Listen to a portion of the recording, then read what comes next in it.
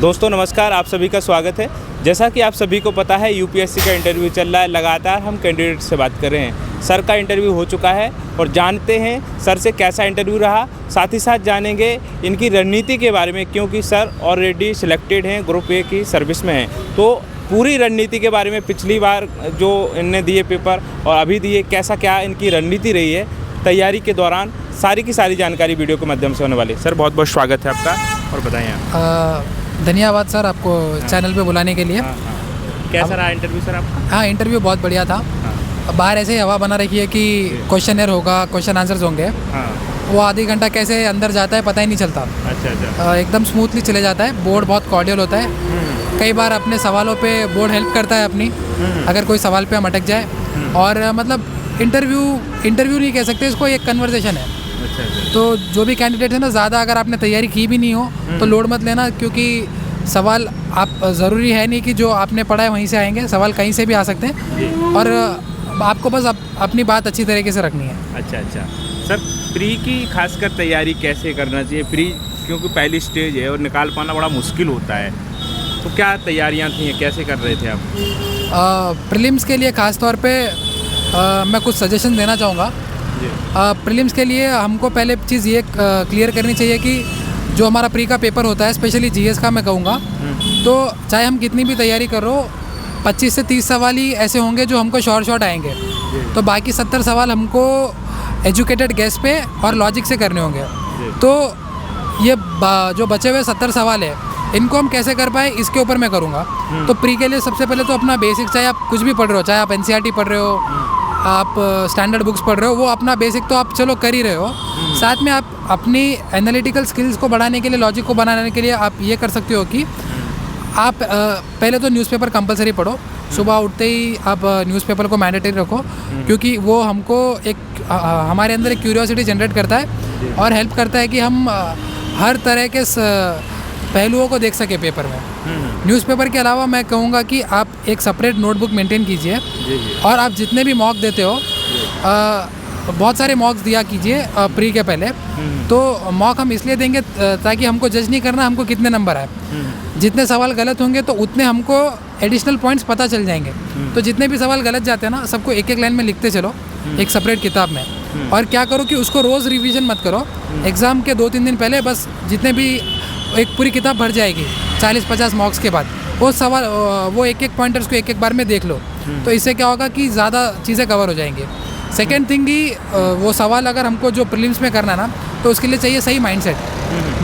मेरा ये मानना है कि प्री में 60 से 70% हमारा साइकोलॉजिकल माइंडसेट काम करता है। तो हमको ये करना है कि 2 माइंडसेट है।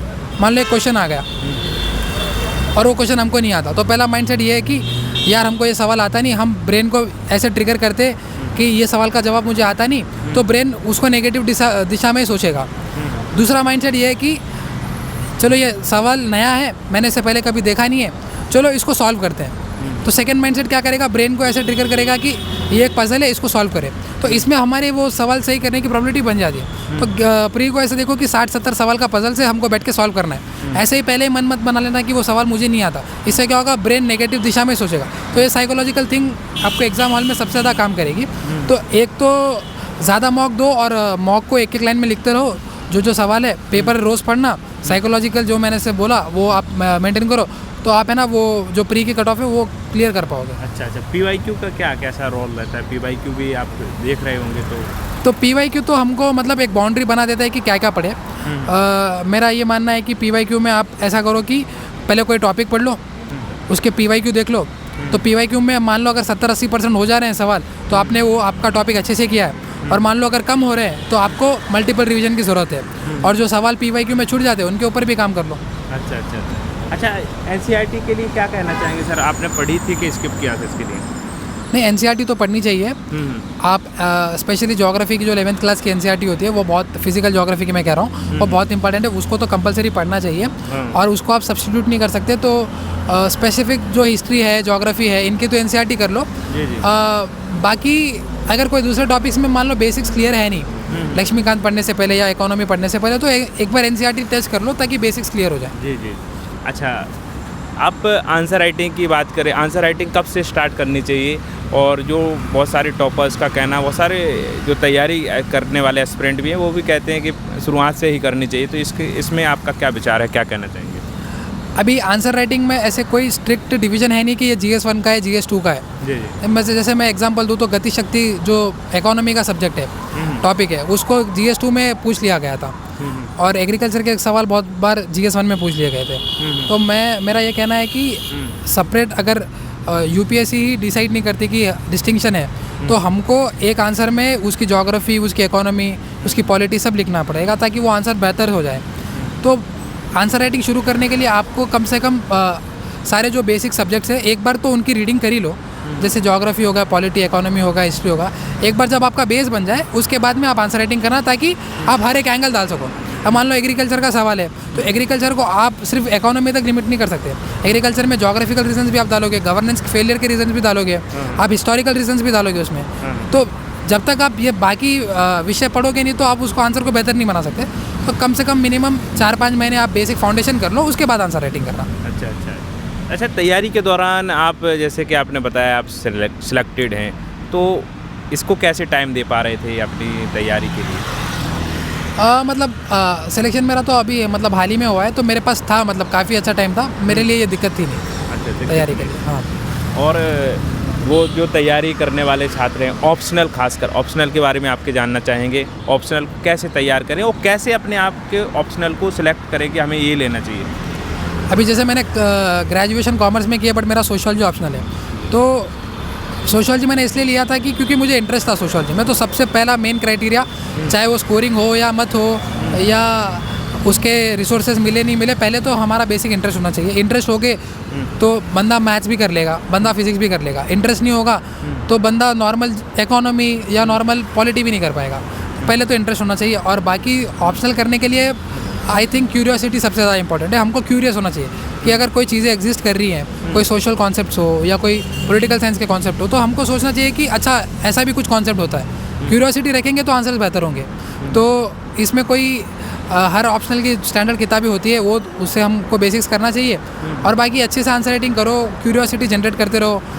न्यूज़पेपर से स्टार्ट करो कि इसको हम सोशियोलॉजी में या हमारे ऑप्शनल में कैसे इंप्लीमेंट कर सकें, तो उससे आपको आपके आंसर्स में एज मिल जाएगी। एक सेपरेट बुक न्यूज़पेपर के लिए भी मेंटेन करके रखो, उसमें जब भी एडिटोरियल में आपको कुछ कीवर्ड मिलता है या आपको कुछ फैक्ट्स मिलते हैं या कुछ अच्छी कोट वाली लाइन मिलती है, तो वो उसको आप नोट डाउन करते चलो। अच्छा, करंट अफेयर्स जो होता है, बहुत सारे लोग बोलते हैं कि भाई करंट अफेयर्स के बिना भी हम निकाला जा सकता है इसको, तो आप क्या कहना चाहेंगे? न्यूज़पेपर या मैगजीन अकेले या न्यूज़पेपर अकेले, कैसे आप तैयारी कर रहे थे इसके लिए? अब जैसे हम सिविल सर्विस कर रहे हैं, तो मान लो हम ऐसी पोस्ट के लिए लड़ रहे हैं जो अब जैसे डीएम है, DM is the first man of district. हम एसपी की तैयारी कर रहे हैं, तो भाई करंट अफेयर्स तो ऐसी कोई सेपरेट पढ़ाई है ही नहीं। इसको तो आप आपके लाइफ का पार्ट मानिए। मतलब ये सिर्फ आपकी प्रिपरेशन तक लिमिट नहीं होनी चाहिए। मैं तो कहता हूँ कि जो न्यूज़पेपर है ना, वो जैसे हम नॉर्मली सुबह ब्रश करते हैं, तो न्यूज़पेपर रीडिंग हमारे मतलब एक दिनचर्या होनी चाहिए। उसको सेपरेटली सब्जेक्ट ही मत मानो। और उल्टा हमको क्यूरियस होना चाहिए कि भाई अच्छा अपने देश में, अपने राज्य में ये सब चीज़ें हो रही है और मुझे नहीं पता। मतलब इसको सेपरेटली सब्जेक्ट मत मानो, इसको पार्ट ऑफ लाइफ बना लो रादर देन प्रिपरेशन। तो आपको है ना लगेगा ही नहीं कि मैं सेपरेटली न्यूज़पेपर पढ़ रहा हूँ, ये मेरे प्रिपरेशन के 2 घंटे जा रहे हैं। ये इसको रूटीन बना लो आप। अच्छा, तो आप क्या कहना चाहेंगे, मैगजीन या न्यूज़पेपर को क्या पढ़ना चाहिए? न्यूज़ मतलब टाइम मिलता नहीं मैगजीन वगैरह पढ़ने का ज़्यादा, तो पहले बेसिक्स मिनिमम स्टैंडर्ड है कि न्यूज़पेपर पढ़ लो। टाइम हो तो पढ़ लो मैगजीन, मतलब उतनी कोई लोड वाली बात है नहीं, क्योंकि अधिकतर न्यूज़पेपर में ही सारे एडिटोरियल्स वगैरह कवर हो जाते हैं। अच्छा, ऐसे और एथिक्स जो स्कोरिंग सब्जेक्ट माने जाते हैं, तो इसके लिए आपने कैसे तैयार किया? एसे और एथिक्स दोनों ओवरलैप सब्जेक्ट है। आजकल जैसे यूपीएससी का ट्रेंड है, फिलॉसफी ज़्यादा पूछता है, तो पहले एथिक्स में आप बेसिक फिलॉसफीज़ कर लो। फिलॉसफीज़ अगर जब आपकी स्ट्रांग हो जाएगी तो आप जैसे एथिक्स के आंसर बेटर लिखोगे, वैसे एसे के आंसर बेटर लिखोगे। और एसे में मोस्टली मेरा मानना ये है कि कंटेंट तो इक्वली इम्पॉर्टेंट है ही है, उसको ज़्यादा डायमेंशंस खोलो। डायमेंशंस ऐसे ही नहीं कि पॉलिटिकल इकोनॉमी और वही चीज़ बार बार बोल रहे हो पॉलिटिकल वे में, इकोनॉमिकल वे में। उसको बार बार बोलने की जगह उसको एक क्वेश्चन में पहले क्वेश्चन, फिर काउंटर क्वेश्चन, फिर थीसिस, एंटीथीसिस और सिंथेसिस, ऐसे आप ऐसे लिखिए। और ऐसे में सबसे ज़्यादा इंपॉर्टेंट ये चीज़ है कि आप स्टार्टिंग से एंडिंग तक फ्लो मेंटेन करके चलिए। ऐसे ना लगे कि शुरू जब मैं करता हूँ ऐसे पढ़ना तो बस एंड पे रुकता हूँ। बीच में ऐसे नहीं लगना है कि यार पहला पैरा कुछ और कह रहा था, दूसरा पैरा कुछ और कह रहा है। तो इसको आप एक दिन में नहीं कर सकते, इसको प्रैक्टिस से करना है। एसे एंड एथिक्स के पेपर ये it is less about theory and knowledge, it is more about practice. मतलब ये एक सी साइड की जैसा धार है, जितना आप प्रैक्टिस करोगे ये तेज़ होती जाएगी। अच्छा। बस बुक्स मटेरियल के बारे में और बता दीजिए, अपने कंटेंट के लिए लिमिटेशन जो बताते हैं बहुत सारे कि हमें लिमिट में पढ़ना चाहिए, ये कि सब्जेक्ट के लिए कई सब्जेक्ट को नहीं पढ़ना चाहिए, तो क्या कहना चाहेंगे आप इसके लिए? ऐसा मतलब 2-3 किताबें तो मैं बता ही देता हूँ। जैसे लक्ष्मीकांत तो करनी है, जी। आप स्पेक्ट्रम कर लो, मॉडर्न हिस्ट्री के लिए बहुत अच्छी किताब है। जी। उसमें भी मान लो कि पोस्ट इंडिपेंडेंस छोड़ दो, आप इंडिया विथ इंडिपेंडेंस तक का कर लो। और इसके अलावा मल्टीपल रिसोर्सेज तो मतलब ऐसे है कि too many cook spoil the food. तो आपको ये करना है कि एक रिसोर्सेज पढ़ो, उसके बाद PYQ लगाओ, देखो 70-80% PYQ हो रहे हैं क्या। अगर हो रहे हैं मतलब आपका रिसोर्स चुना गया अच्छा है। अगर आपके PYQ ही नहीं हो रहे तो मतलब आपके रिसोर्स में कुछ ना कुछ कमी है, तो उसके हिसाब से आप अपने रिसोर्स को चेंज कर लीजिए। अच्छा, अंतिम एक सवाल और रह गया कि 2026 का प्री है अभी, तो कौन कौन सी बातों को ध्यान देना चाहिए अभी? नंबर 1 फंडामेंटल रूल, आप क्यूरियस रहिए जी। हर चीज़ को, मतलब उसको प्रिपरेशन मत देखिए, अरे खुश हो जाइए कि मुझे ये भी पढ़ने का मौका मिल रहा है। तो प्रीलिम्स इज़ ऑल अबाउट कि आप कितनी नॉलेज एक्वायर कर सकते हो। मॉक टेस्ट अच्छे खासी दीजिए, एक लाइन में उसके सोल्यूशन लिखिए, और माइंडसेट बना के रखिए कि क्वेश्चंस को हमको सॉल्व करना है। ऐसे नहीं बनाना माइंडसेट कि ये क्वेश्चन मुझे आता ही नहीं है। अच्छा, ठीक सर, ऑल द बेस्ट। ठीक।